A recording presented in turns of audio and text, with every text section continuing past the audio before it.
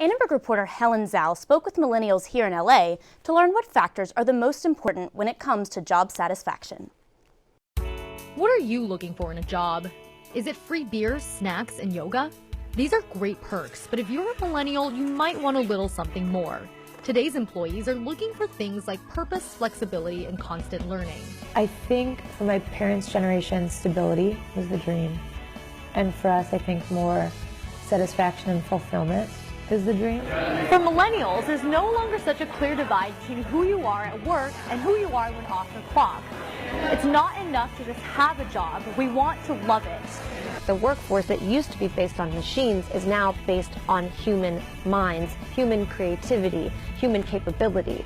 So as a result, companies have to start treating their people with more tenderness, with more care, with more attention. 18 to 34-year-olds make up over a third of the U.S. workforce. Our firm is 80% millennial. Our average age, with 200,000 people around the world, our average age is 29. At PricewaterhouseCoopers, it costs a minimum of $100,000 to replace a worker who leaves. Like many companies, PwC is adapting to the needs of millennials to keep them on the job. When our people become senior associates, 25-year-olds, we ship them to a training course called Discover, and we spend a week with them, really letting them explore what they want to do with their lives. Wow, I'm working really hard. What do I want to do? Do I want to get married? Do I want to have kids? Do I want to work here forever? In today's rapidly changing world, experts say millennials are looking for opportunities to invest in themselves. Because a job may not always be around, but you will. That was Helen Zhao reporting on millennials and their goals for the future, and now she's here to give us more details. Thanks for being with us today, Helen. Thanks for having me. Okay, so tell me a little bit about the angle that you initially wanted to take when you started this project. Well, I'd read a report from one firm that was making recommendations to other companies for how they can foster better millennial retention. And it had many, recommendations as well as qualities that we value.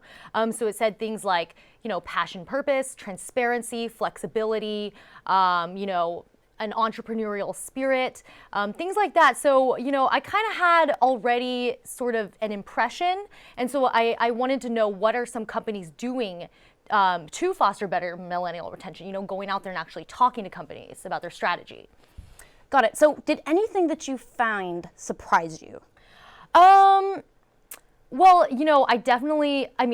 of course companies are going to want to make themselves sound good, but so, there was nothing particularly bad that I found necessarily, but some of their strategies were interesting. Like at PricewaterhouseCoopers, they actually have this week-long training camp for their senior associate employees, and they're about 25 years old.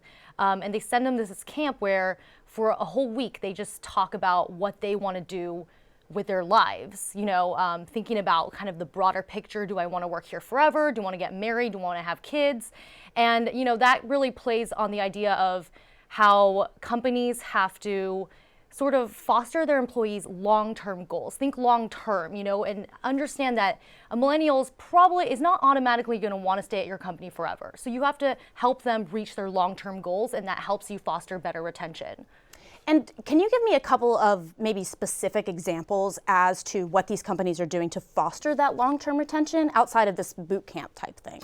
Yeah, like one thing, transparency, for example. At PwC, they are they're being transparent about compensation. So what can you make in the marketplace, and what are you making here? What can you make? What are your peers making, and what could you make elsewhere in the marketplace?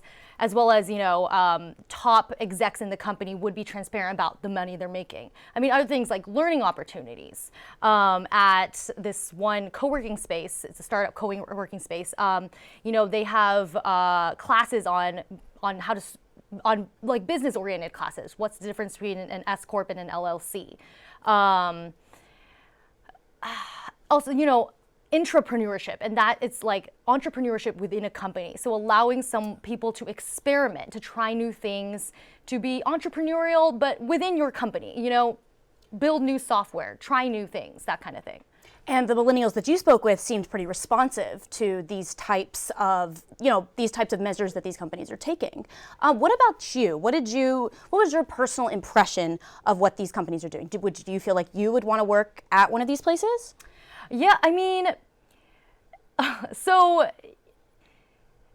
you can definitely tell, you can of course tell, like, some companies are definitely much more like maybe sincere or forthcoming, or had great examples of things they were doing, like less vague, you know what I mean? And so, like, for example, I know I've mentioned PwC a couple times, but that's because, like, the woman I met really did make an impression with she really impressed upon me the drastic changes her company has made in the last 5 years. I really bought into what she was telling me. And that did sound like a culture that seemed very appealing to me.